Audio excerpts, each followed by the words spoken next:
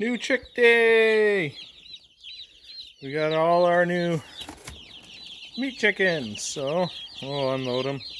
Kind of going to show you guys the process a little bit, but well, try to anyways. It's a little bit hard doing it one-handed, but I'll do it anyways. So what I usually do, some people do it, some people don't. Oh, that one doesn't want to stay. So I bring them over here. I usually dip their beak in there, in the water, so they know where the water is. That one's drinking right away. You got it right away. Thirsty. So these ones aren't even a full day old usually when I get them. So I have, it's supposed to be 50 of them. And I'll bring them all out one by one. Water's the most important thing right away for them. So that one is drinking too right away. This one's going to eat right away. That's actually surprising.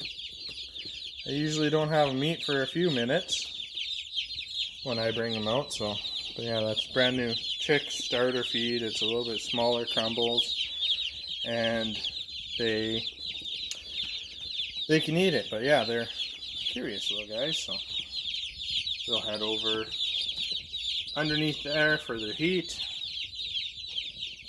Those ones are nice and thirsty. But yeah, work on getting these guys all out so both sides are full, because there's 50 of them.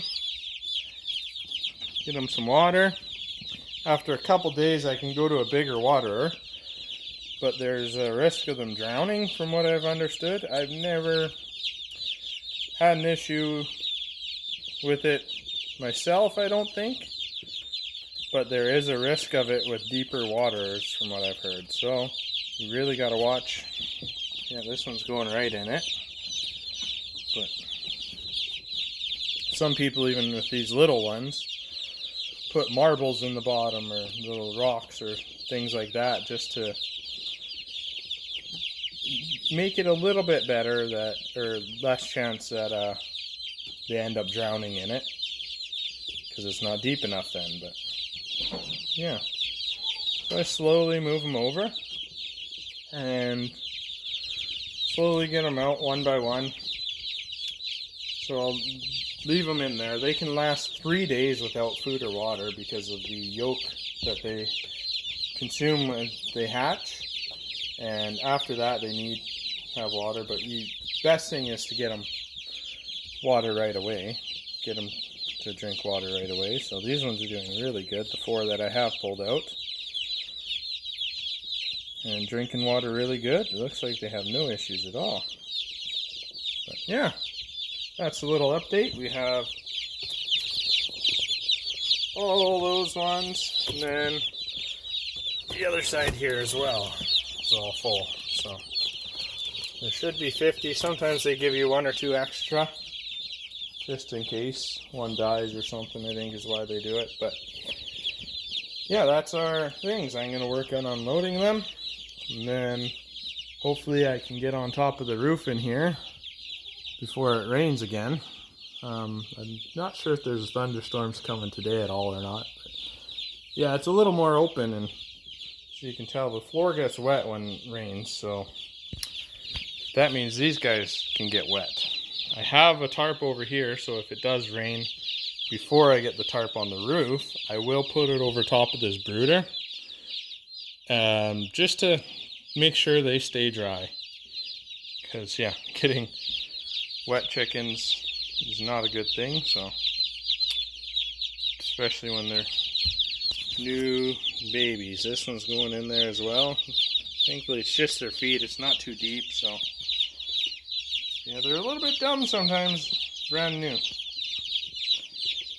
So you kind of got to watch them pretty closely for the first little bit. So that's what I will be doing. Hope you guys are all having a good day. I will be doing a walk around with the farm. Hopefully, I probably won't make to it this week. Maybe next week. It is a very busy week. With Street Machine Weekend here in Lethbridge. I am a Street Wheelers Club member, so I'll be busy with that all weekend. Also got to be harvesting some of our garlic already. So yeah, it's not all of it's ready, but one side just didn't seem to get water as much. And then there's a couple rows that I think I buried them too much. So the middle of the rows, the few plants in the middle, the outside edges are doing really good, but the middles are all dying off. And so I got to get those out of the ground. And hopefully none of them are wrecked. They're a little smaller, the ones that I did check. They're smaller than they should be, but that's alright. I can use them for other things, so they make really good black garlic, I find, the smaller ones. So right on. Hope you guys have a wonderful weekend.